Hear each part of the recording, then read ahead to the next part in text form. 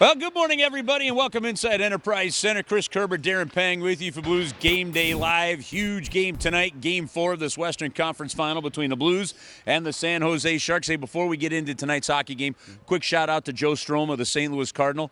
His son is playing in the Division III NCAA baseball tournament up in Wisconsin. Love it. This weekend, so congratulations, Joe. Good luck on that. And then hopefully Absolutely. get back here and we can get this series back here for a Game 6 for you guys when you get back into town. All right, Panger.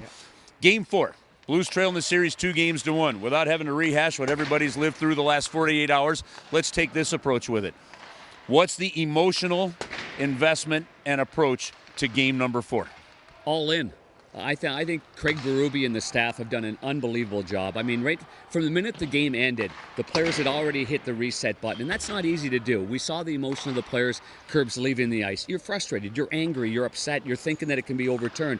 Now you got to think about it for a little bit of time, but you can't waste energy. And right. Certainly, you know me, I'm not one in wasting a lot of negative energy. Let's move forward. And so right away, Craig Berube talks about it being a test. It is a test. It's about battling adversity. We can talk about adversity all we want, Kerbs, but until you face it right in the eye and then deal with it and then overcome it, well, then you don't know how good you are. And so I think the Blues players themselves, they're ready for this Game 4.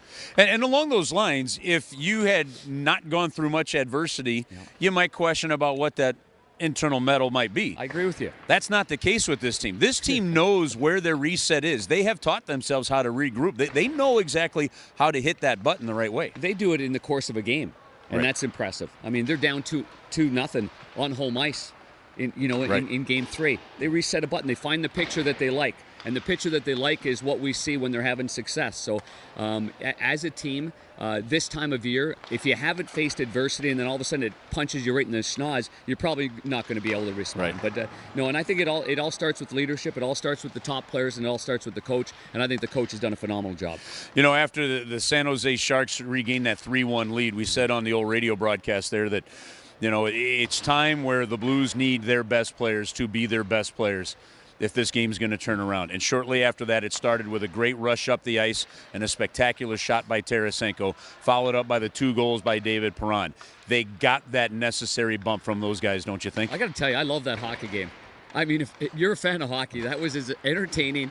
The emotional gamuts, the ebbs and flows. It was spectacularly entertaining hockey game. Not only was it, you're in the third period. It's a 1-goal game. And, I mean, honest to God on this, I'm sitting there going, I don't want this game to end. Yeah. Now, yes, I do want it to end, and I want it to end with the Blues leading and winning, and that didn't happen. But from an entertainment standpoint, you're sitting there going, I don't want this to end. This is absolutely fun. Could have been one of those epic games. I was part of that 5 overtime game between Philadelphia and Pittsburgh, and it seemed like a long time ago now. But I was really thinking we were going to get into one of those again here at Enterprise Center in St. Louis. But that doesn't happen.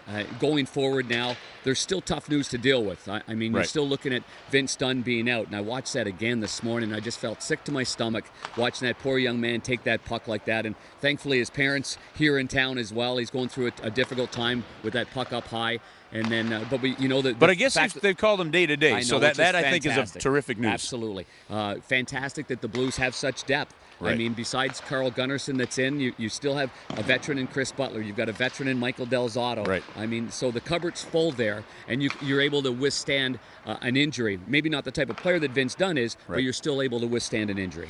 All right, on the forward side, you look in that last game, boy, that Oscar Sundqvist line had a heck of a game, didn't they? Kerbs, they were fantastic. They set the tone. Whenever the coach talks about a direct game, you look to Alexander Steen. Direct play means not east-west. The direct play means getting the puck in at the right area.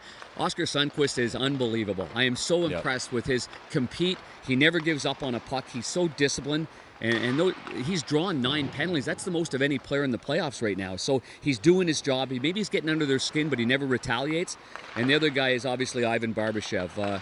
I mean, here's to John Hamm. I mean, ever since John Hamm said that about Barbashev, I mean, he's just been an animal. And so that line has been phenomenal. And, you know, you look at the game and what happened afterwards with the hand pass and everything else. Boy, Alexander Steen had a couple of unbelievable scoring chances as well. So I think luck is going to turn for that line because they've been really knocking at the door with hard work. Yeah, there's a whole lot that because of the way that game ended that really it kind of got overlooked in the breakdown. Frankly, for the San Jose Sharks, Martin Jones played a heck of a third period. He sure did. He really kept them in it. Colton Parayko may have had his best game as a St. Louis Blue. I've never seen him play better. He was fantastic, wasn't every he? area of the ice. Even when you look back to the goal scored by David Perron in the right corner, being 6'6" and 235 pounds, his stick is 19 feet long, but yet he's in the corner with two Sharks all over him, and he had the patience of a goal scorer. He never gave up the puck, and a lot of guys would maybe panic or chip it, and he waited and waited and waited, and then he played back to Maroon. Maroon with a quick backhand pass, and then David Perron was allowed to get a little bit of time and just rifle the puck. So, but Colton Parayko, I felt he could have gone forever. Yeah. I felt like I was surprised when he wasn't on the ice. Why isn't he on the ice? He can go forever. Every other shift. The old McKinnis, the old Pronger, you go. Keep going. You go with him. All right, so game number 4 tonight, Blues trail in the series 2-1. Before we go, though, shout out and congratulations to Doug Armstrong. Absolutely. Named a finalist as a General Manager of the Year. Opportunity for him to win that award for the second time. And, boy, what a season the Blues have had in terms of recognition from a league-wide standpoint. But as the architect of this team, some terrific recognition for Doug. Yeah, and at the very beginning of the year when all the signings took place and putting the team together, a great staff, and obviously getting Sundqvist in that deal as well, Oh, with yeah. the Pittsburgh Penguins and a first-round draft pick in the Ryan Reeves deal. But when you look at it, I think the greatest thing that Doug Armstrong did when the pressure was on and the heat was on and everybody wanted to dismantle this team, he said to the boys, I'm going to double down. Now, Right. You don't have that much time to prove me, right or wrong here. I'd like you to prove me right. But he doubled believe down we on were the in group. Vancouver when That's that happened. exactly right. Yeah. And that gives the team a lot of confidence. And so congratulations to Doug Armstrong and his entire staff. This is a wonderful picture that they put together, and a lot more hockey left to play. All right, ready to bring it to the people tonight? You got it, big fella. You too. You got some Ted Drews last night. I saw a couple of folks on Twitter. What concrete did you go I with? had to bring the Westwood One staff there, Yep. and they loved it. Dave Gosher, your buddy, Yep. and Steve Goldstein, and Howie Deneroff, and they tipped it upside down. I just went with the caramel chocolate / buttermilk sort of thing. Yeah. Oh, it's fantastic. I had the little one. They had the big one. Yeah, but the little one in your hand looks big. So here's to Teddy Drews. There we go. All right, folks. Hey, have a terrific day today. Get excited. Bring the temperature. Bring the heat. Bring the noise tonight. Blues and San Jose Sharks Game 4. We'll see if the St. Louis Blues can get this series tied up heading back out to San Jose for Game 5 on Sunday. Have a great afternoon, everybody. We'll see you face-off at 7 o'clock tonight.